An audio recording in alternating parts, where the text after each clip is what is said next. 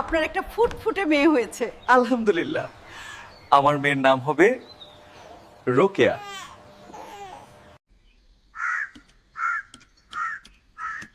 এভাবে আস্তে আস্তে বাবার আশ্রয়ে রোকেয়া বড় হতে থাকে। আমার লক্ষ্মী মেয়ের জন্য কি এনেছি দেখ। কেমন আছো তুমি? রোকেয়ার বড় ভাই ইব্রাহিম লেখাপড়া শেষ করে বাড়িতে ফিরে আসে। আমার বোন কত বড় হয়েছে। কেমন আসিছো? এভাবে খেলাধুলা করলে হবে। চল তোকে আমি ইংরেজি শিখাব। তুই কোনো চিন্তা করিস না বোন, আমি তোকে লেখাপড়া করাবই।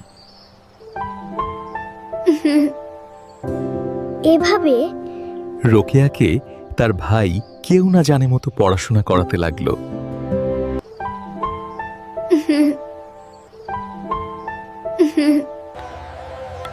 একদিন রোকেয়ার সাথে সাখাওয়াত হোসেনের সাথে বিয়ে হয়।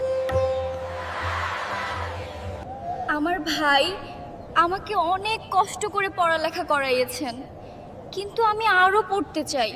কাটে পড়তে পারো। তুমি কোনো চিন্তা করিও না, তুমি যত দূর পড়তে চাও আমি তোমাকে পড়াবো, যত খরচ লাগে আমি দেব। এই নাও দুধ খেয়ে নাও।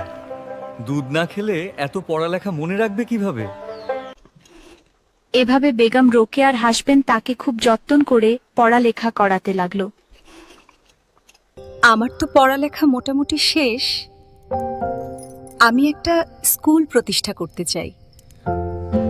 আমার চিন্তা হচ্ছে।